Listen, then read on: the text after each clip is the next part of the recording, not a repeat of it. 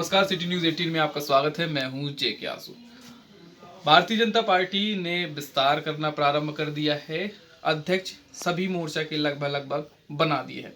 प्रदेश से एक बड़ी जिम्मेदारी डॉक्टर रफीक को दी गई है। उन्हें भाजपा अल्पसंख्यक मोर्चा का जिला अध्यक्ष बनाया गया है। नवनियुक्त जिला अध्यक्ष बने हैं। कार्यकर्ताओं ने उनका गर्मजोशी के साथ स्वागत किया और कई अपेक्षाएं भी कार्यकर्ताओं की रहती हैं और लोगों की भी बड़ी अपेक्षाएं रहती हैं, क्योंकि अल्पसंख्यक जो मोर्चा आता है वो मुस्लिम समुदाय से बड़ा ताल्लुकात रखता है। हमारे साथ डॉक्टर रफीक साहब हैं, उनसे जानेंगे कि आपको ये, पहले तो आपको बहुत बहुत बधाई कि आपको जिलाध्यक्ष बनाया गया है। और सबसे बड़ी चीज़ ये है कि आप जिलाध्यक्ष बने हैं, प्राथमिकताएँ क्या रहेंगी पहले आप? सबसे बड़ी प्राथमिकता तो ये रहेगी कि हमारे अल्पसंख्यक समुदाय के जितने भी लोग हैं इनको भारतीय जनता पार्टी से जोड़ना, क्योंकि एक अल्पसंख्यक जो समुदाय जो वर्ग है ये एकदम पिछड़ा हुआ था। मतलब कोई भी समस्याएं होती इनको कोई सुनने वाला नहीं था।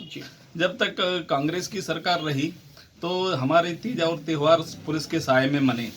हर एक मुसलमान का बच्चा कभी ना कभी इतना परेशान हो जाता, उनके गार्जियन परेशान हो जाते थे, कोई सुनने वाला नहीं था।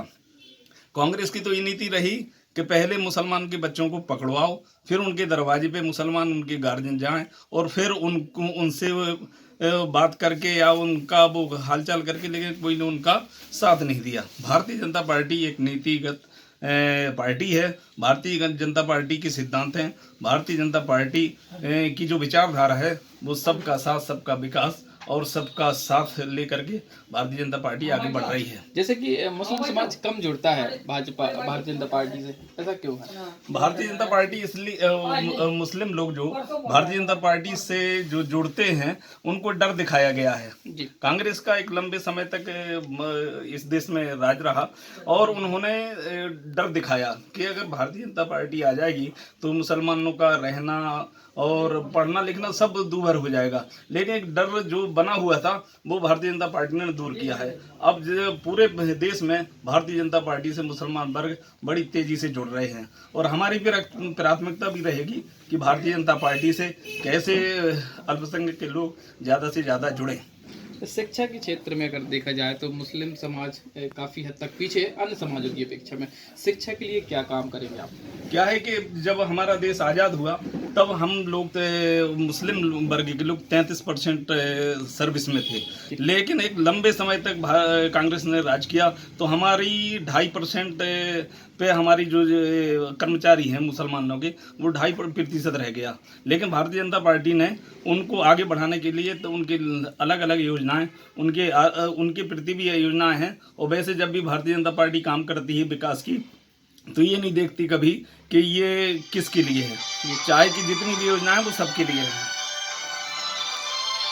और भारतीय जनता पार्टी इस उद्देश्य से चल रही है और जो मुझे दायित्व मिला हुआ है ये भारतीय जनता पार्टी के वरिष्ठ लोग जैसा भी हमें बताएंगे उनके मार्गदर्शन में हम भारतीय जनता पार्टी का काम करेंगे और ईमानदारी से काम करेंगे। और भारतीय जनता पार्टी में मुझे कम से कम 30 साल तो हो गए हैं सेवा करते हुए। मैं एक सिपाही के रूप में भारतीय जनता पार्टी में शामिल हुआ था और आज भी मैं एक सिपाही के रूप में काम करूंगा।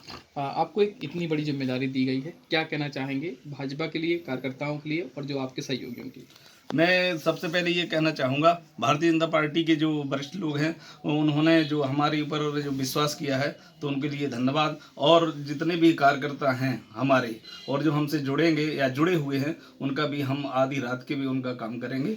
उनके कदम से कदम मिला करके, कंधे से कंधा मिला करके उनका सहयोग करेंगे। उनके आड़े हाथ, उनके मतलब जहाँ जो पिछड़े थे, मुसलमान पिछड़े थे या फिर उनको कोई सुनने वाला नहीं था, उनको हम भारतीय जनता पार्टी से जोड़ेंगे और वो जुड़ेंगे। एक बड़ी जिम्मेदारी डॉक्टर रफीक साहब को दी गई है। अब देखने वाली बात ये होगी कि आखिरकार कहाँ तक मुसलमानों की समस्याएं दूर हो पाएंगी।